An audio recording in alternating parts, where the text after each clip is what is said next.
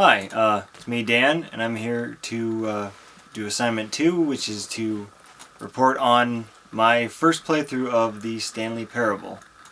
While I was playing, very early on, I had the narrator kind of make fun of me for jiggling a bunch of the door handles. I was trying to go into the other rooms, see maybe if there was anything in there. There wasn't.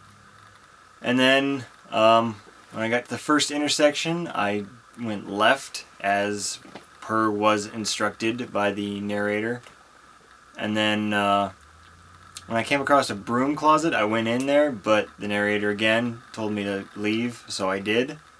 And then when I got to the staircase, the narrator said go up, so I went up the staircase. I figured I might as well follow the instructions that he was giving me just to see where they were headed. I thought it was kind of funny that I ended up sort of kind of breaking the wall by using the keypad password that the narrator said when Stanley himself wouldn't have any idea that there was a that would be the correct number. And then when I came to the next intersection, I kind of chuckled to myself a little because, you know, when you come to an intersection and one says mind control chamber and the other one says escape, you know, you really don't want to go down the hallway to mind control chamber. It kind of seems like it'd be the bad option, but was following the narrator so far, so I might as well, keep going. So I went into the mind control chamber. And going in there, Stanley ends up discovering that his life so far has pretty much been a lie. But he does get a chance to redeem that, not so much redeem that, but take matters into his own hands and turn off the machine. And so, had him turn off the machine, and then he goes out into the world to live life not being told what to do, which is kind of funny because how he got there, the whole point of how he got there is that I followed exactly what the narrator said. So, as on the question of is this a game, I'd argue that yeah, it's a game. Not only because of the basic obvious things like being sold on Steam or being playable on a computer. Looking more at kind of the four elements, I would argue that this is a game, definitely, because you can go through and find each one, such as goal. The main goal is to find out why the commands stopped coming on the computer and sort of discover the mystery of where'd all the coworkers go. And there are rules. Stanley can't jump, and he can only interact with stuff when he's instructed, when it's prompted to. And there's definitely feedback. The feedback comes in the form of the narrator, in that he will inform you, when you've moved into the next area, giving you feedback to continue moving on. Or in the case of fiddling with stuff that doesn't, you don't need to bother with, the narrator offers feedback telling you that there's nothing there for you, move on. And the participation is voluntary, you can quit at any time.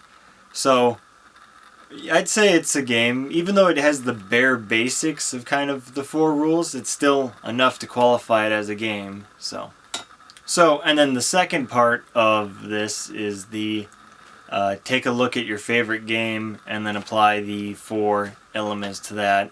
And I guess I will go with the game that I mentioned in the last video, which is Golden Sun, and go through that. The goal in the game is basically you're trying to catch up to the antagonists and stop them from destroying the world. That would be the very broad goal. On a smaller goal, probably it would be when you get into the turn-based battles, the goal would be to win the battle. As for rules, there's a very definite set of rules. There's the game has turn-based combat, so there's the rules that go with that of selecting what you want your character to do, attack, defend, cast magic, and then when you go through that, it goes through the speed stat of your characters and the enemies, and the battles play out like that.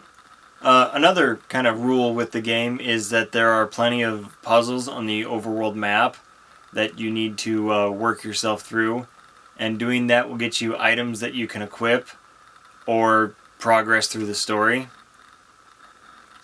And then another kind of big rule with the game is the kind of class system.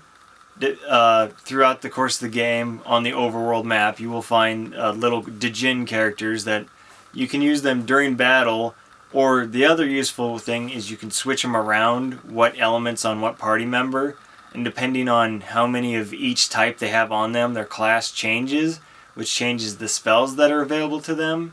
So for some of the puzzles on the overworld, you'll need characters in different classes, and their stats change in the classes, so it's kind of a complex, keep track of what you have set up for what character at what time kind of thing. Also, there's pretty obvious feedback in the form of, if you're in a battle, your health, the feedback there being if you're doing poorly, your health will go down. And there's also feedback in that as you progress through the game, you'll gain levels, which will increase your stats, so you have feedback through that. And the participation's voluntary. I mean, you can stop playing at any time. In fact, there's actually a kind of funny moment in the very first 10 minutes of the game where the characters ask you, do you want to set out on this journey? And if you say no, it actually gives you a game over. So, you can voluntarily say, no, I don't want to play the game. And the game's like, all right, fine. We don't have to play then. All right, well, that's about it, I guess. So, thanks for your time.